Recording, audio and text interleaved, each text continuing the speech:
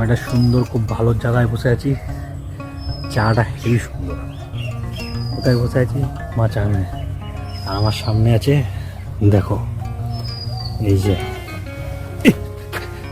এটা। আর আমি বসে আছি এইখানে। এদিকে ধান ক্ষেত, এদিকে জঙ্গল।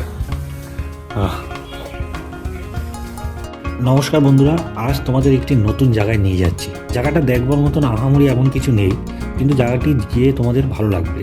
যারা সারাদিন শহরে থাকো, পাকা বাড়িঘর দেখতে দেখতে যাদের চোখ ক্লান্ত হয়ে এসছে, তারা এই জায়গায় আসলে তাদের চোখে শান্তি আসবে। জায়গাটি হচ্ছে পূর্ব বর্ধমানের মেমোরি এলাকায়। একটি মন্দির আছে যার নাম হচ্ছে সাতদেউল। দুর্গাপুর হাইওয়ের পাশেই এটি। দুর্গাপুর হাইওয়ে থেকে এর যে চূড়াটা সেটি দেখতে পাওয়া যায়। যারা একটু গ্রাম বাংলা পছন্দ করো তাদের ভালো লাগবে, কেন এটি একটি সুন্দর সাজানো গোছানো বাগানের মতন করা।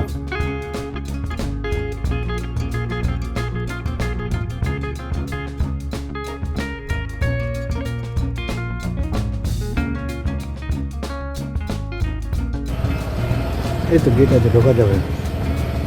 ছাওয়ায় দরকার।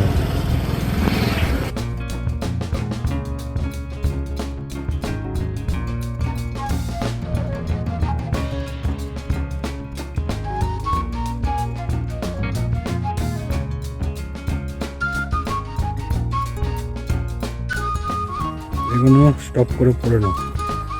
এই সাতদেউল সম্পর্কে এখানে বোর্ডে লেখা আছে। আর এখন তো সব কিছু জানতে হলে গুগলেই সব কিছু জানা যায়। আমরা যেহেতু আচমকা এসেছিলাম, তাই এর সম্বন্ধে বেশি কিছু আমি সার্চ করে আসিনি। যা এখানে লেখা আছে তাই পড়ে জানলাম।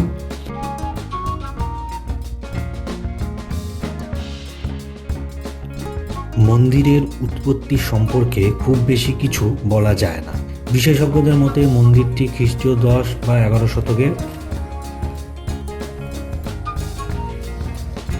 টানা মারা।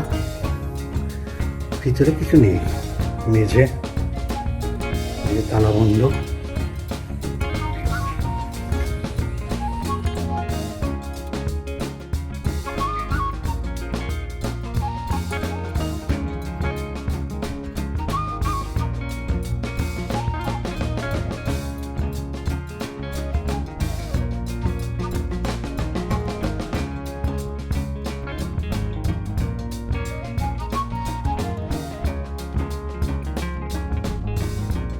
পিছনটাও ঘুরে দেখাচ্ছে কি আছে।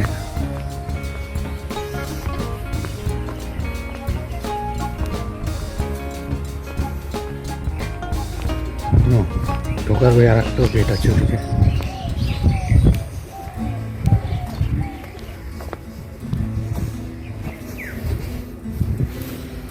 হ্যাঁ, এটা মনে হচ্ছে আর্থিং এর জন্য। বাজ ফাজ যদি পড়ে আর্থিং হয়ে যাবে।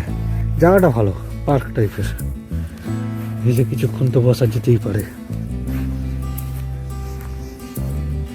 কিছু তো আঁকা আছে যেটা আমি বুঝতে পারছি না কেন, অবস্থা খুবই শোচনীয়।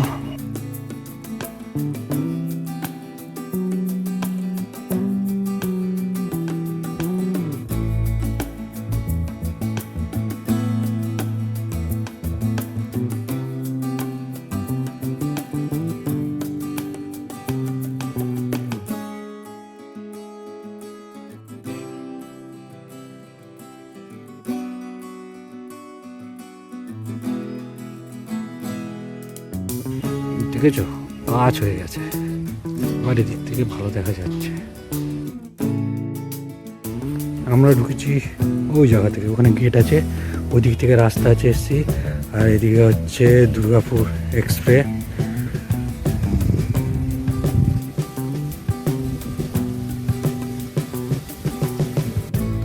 এই রাস্তাটা দিয়ে এসছি আমরা, তোমরা ওই রাস্তা ধরে আসবে। সেমন কিছু নেই, যদি কারো ভাল লাগে, জায়গাটা সুন্দর লাগে তো আসতে পারো।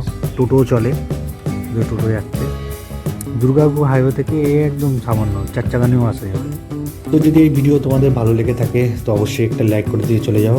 আবার দেখা হবে নতুন আরেকটা ভিডিওতে। টাটা।